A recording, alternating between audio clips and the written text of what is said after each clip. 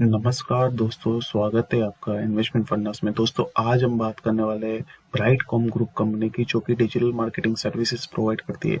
तो आज हम इस कंपनी का फुल एनालिसिस करने वाले हैं। तो सबसे पहले बात करेंगे कंपनी का क्या बिजनेस है। सेकंड, कंपनी के मैनेजमेंट में कौन कौन है। थर्ड, कंपनी के फाइनेंशियल्स कैसे है। फोर्थ, वैल्यूएशन कंपनी का कैसा है। फिफ्थ, कंपनी के पॉजिटिव फैक्टर्स और नेगेटिव फैक्टर्स क्या है। सिक्स्थ, क्या हमें इस कंपनी में निवेश करना चाहिए नहीं। तो इन सभी बातों पर हम डिस्कस करने वाले हैं। तो वीडियो शुरू करने से पहले अगर आप इस चैनल पे नए हैं तो इस चैनल को सब्सक्राइब जरूर करना और बेल आइकन पर जरूर क्लिक करना, ताकि मेरे वीडियोस के आपको लेटेस्ट नोटिफिकेशन मिलते रहे। तो कंपनी का जो मोस्टली बिजनेस है वो डिजिटल मार्केटिंग सर्विस प्रोवाइड करना है। तो कंपनी का आप देख ही सकते हैं कि यहाँ पे डिजिटल मार्केटिंग सेगमेंट से इनका 82% ऑफ रेवेन्यू जो है वो डिजिटल मार्केटिंग से आ रहा है, और 17% जो रेवेन्यू है इनका सॉफ्टवेयर डेवलपमेंट से आ रहा है। और कंपनी का जो मोस्टली जो रेवेन्यू है वो इंडिया की जो बाहर की जितनी भी कंट्रीज है वहाँ से आ रहा है, और इनका मोस्टली 22 या 24 कंट्रीज में अराउंड ये सर्विसेज प्रोवाइड करते हैं। और ये कंपनी के अलग अलग क्लाइंट्स है जिनको कंपनी सर्विस प्रोवाइड करती है, जैसे कि गूगल है, रैकेट बैंकिंग है, स्मार्ट है, ब्राइट रोल है। तो आप देख ही सकते हैं कि यहाँ पे काफ़ी सारे क्लाइंट्स है। माइक्रोसॉफ्ट है। तो काफ़ी सारे रेप्यूटेड क्लाइंट्स है जिनको कंपनी जो है सर्विस प्रोवाइड करती है। और कंपनी का जो ग्लोबल प्रेजेंस है वो अराउंड 22 लोकेशंस पर है। तो कंपनी इंडिया के बाद 22 लोकेशंस में अपनी सर्विस प्रोवाइड करती है। कंपनी मैनेजमेंट की बात करें तो फाउंडर, चेयरमैन और सीईओ जो है वो है mister Suresh Reddy. Mister Vijay Kanchalata is chief innovation officer. Mister Pisipati Prasad is president corporate strategy. दोस्तों, कंपनी का अगर मैं फाइनेंशियल्स की बात करूं तो आप देख सकते हैं कि जैसे सेल्स जो है कंपनी का वो 2009 से लेकर अराउंड 2016 तक लगातार इंक्रीज हुआ है। और 2016 के बाद लेकिन 2020 तक कंपनी का जो सेल्स है उसमें हम देख सकते हैं कि इतना ग्रोथ नहीं हुआ है। तो पिछले लास्ट जो 4 सालों में कंपनी ने इतना ग्रोथ नहीं दिखाई दिया है। अगर मैं लास्ट मार्च 2020 की बात करूं तो कंपनी का जो ग्रोथ रेट था वो अराउंड 4.34% का था, जो कि काफ़ी स्लो ग्रोथ रेट है। और कंपनी का अगर मैं नेट प्रॉफिट की बात करूं तो यहाँ पे आप देख ही सकते हैं कि 2016 से लेकर अगेन 2020 तक कंपनी का जो नेट प्रॉफिट रहा है वो अराउंड 400 करोड़ के आसपास का रहा है। एज ऑन 2 मार्च 2020 कंपनी का जो नेट प्रॉफिट था वो 440 करोड़ का था। तो यहाँ पे कांस्टेंट मुझे दिखाई दे रहा है कि जो कंपनी का जो ग्रोथ है वो काफ़ी कांस्टेंट है, ना डिक्रीज हो रहा है ना काफ़ी इंक्रीज हो रहा है। तो ये एक नेगेटिव फैक्टर कह सकते हैं हम कंपनी के लिए। और कंपनी का जो ऑपरेटिंग प्रॉफिट मार्जिन है वो अराउंड 30% का है।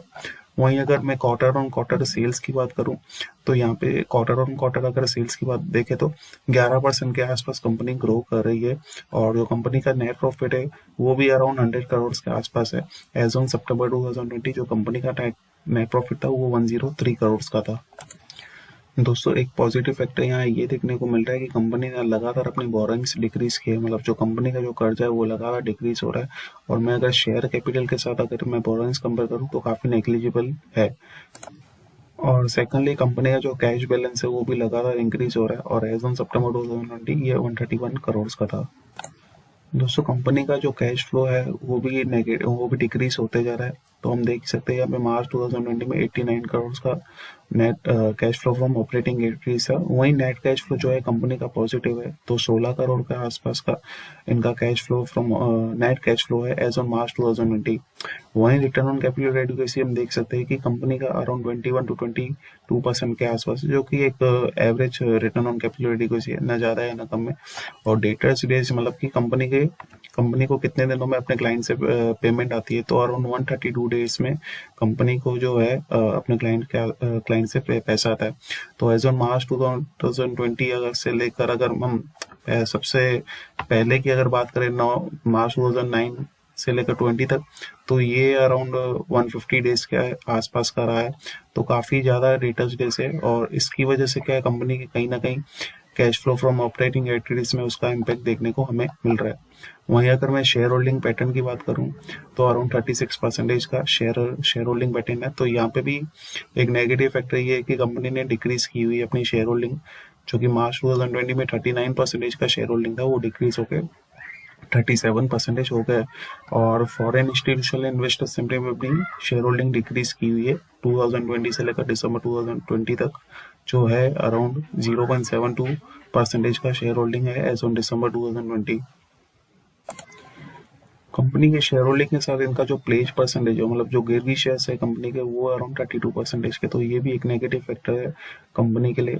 तो ओवरऑल अगर मैं बात करूं तो कंपनी की जो सेल्स जो ग्रोथ है वो काफ़ी कांस्टेंट है, ना इंक्रीज हुई है ना डिक्रीज हुई है, और फाइनेंशियल्स काफ़ी कंपनी के एवरेज दिखाई दे रहे हैं।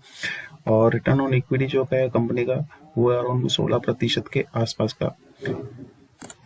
और इस कंपनी ने जो अपना लो बनाया था वो 2.9 रुपीज़ का बनाया था, और हाई जो बनाया था 13 रुपीज़ का हाई बनाया था, और करंट मार्केट प्राइस जो है कंपनी की 7.2 रुपीज़ की है।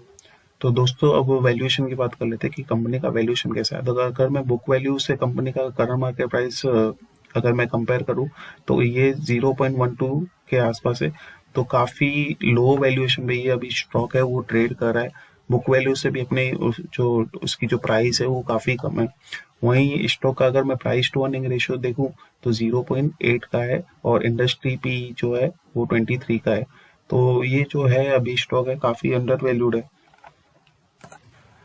दोस्तों कंपनी के जो पॉजिटिव फैक्टर्स है वो ये है कि कंपनी प्रॉफिटेबल है, कंपनी ने लॉस नहीं किया हुआ है, कंपनी ऑलमोस्ट डेट फ्री है। अगर मैं हमने देखा था कि उनका जो शेयर कैपिटल था उसके कंपेयर में जो डेप्ट है वो काफ़ी नेग्लिजिबल है, तो ऑलमोस्ट हम कह सकते हैं कि ये डेट फ्री कंपनी है। स्टॉक जो है अभी काफ़ी लेस देन है इट्स बुक वैल्यू, तो काफ़ी अंडर वैल्यूड है स्टॉक। और इनका जो प्रेजेंस है 22 कंट्रीज में, तो काफ़ी डाइवर्सिफाइड इनके क्लाइंट्स है, और काफ़ी डाइवर्सिफाइड ज्योग्राफीज है जहाँ पे ये सर्विसेज प्रोवाइड करते हैं। वहीं अगर मैं नेगेटिव फैक्टर्स की बात करूं तो कंपनी ने मतलब रिसेंटली कंपनी ने अपनी प्रमोटर्स होल्डिंग डिक्रीज की थी। कंपनी का प्लेज प्रमोटर होल्डिंग भी है, मतलब कंपनी की जो प्रमोटर होल्डिंग है वो गिरवी भी है अराउंड 32% के आसपास। कंपनी के जो डेटर्स डेज है वो काफ़ी ज़्यादा है, मतलब काफ़ी ज़्यादा दिन इनको लग जाता है जहाँ क्लाइंट से पैसा वापस आने में। और कंपनी का जो ग्रोथ रेट है वो काफ़ी स्लो है।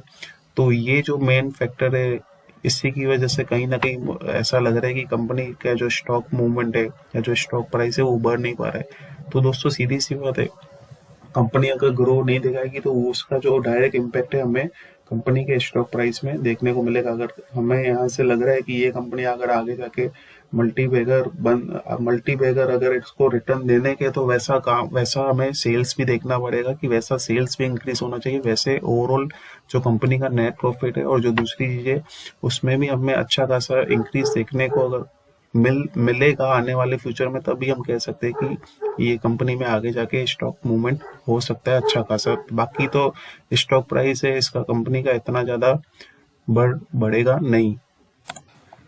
दोस्तों पेनी स्टॉक्स जो होते हैं वो रिस्की रहते हैं, क्योंकि उनके जो फाइनेंशियल्स होते हैं या तो पुअर होते हैं या तो काफ़ी एवरेज होते हैं। तो हमने इस कंपनी में देखा कि कंपनी के जो फाइनेंशियल्स है वो काफ़ी एवरेज है। तो इनकेस अगर आपको निवेश करना ही है तो मेरा सजेशन ये रहेगा कि 1000-2000 या मैक्सिमम 3000, इससे ज़्यादा आप निवेश नहीं करना है इस कंपनी में। या तो फिर आपको निवेश करना है तो दिसंबर के आप एक बार रिजल्ट देख लेना कि कंपनी के जो दिसंबर क्वार्टर के रिजल्ट है वो कैसे आ रहे हैं। अगर अच्छे हैं तो फिर आप निवेश कर सकते हो, पर ज़्यादा नहीं दोस्तों। जैसे मैंने बताया कि 1000-2000 या 3000, वो आपका कैपेसिटी है, आप अपनी कैपेसिटी में कितना आप इस कंपनी में निवेश कर सकते हैं। क्योंकि ये जो कंपनी है वो हो सकता है कि अगर अच्छे रिजल्ट नहीं है भी आए तो हमें स्टॉक प्राइस डाउन देखने को मिल सकता है आने वाले समय में। तो अगर आप रिजल्ट्स का थोड़ा वेट कीजिए, उसके बाद ही इस कंपनी में निवेश करने का आप सोचना। और दोस्तों आप अपनी जरूर रिसर्च कर लेना, और आप पूरा रिसर्च एनालिसिस करने के बाद ही निवेश करना, और डिसीजन दोस्तों आपका ही रहेगा फाइनली कि आपको निवेश करना है या नहीं। तो आशा करता हूँ दोस्तों ये वीडियो अच्छा लगा होगा। अगर ये वीडियो अच्छा लगा है तो इस चैनल को सब्सक्राइब जरूर करना और लाइक जरूर करना, और बेल आइकन पर जरूर क्लिक करना ताकि मेरे वीडियोस के लेटेस्ट नोटिफिकेशन आपको मिलते रहे। धन्यवाद।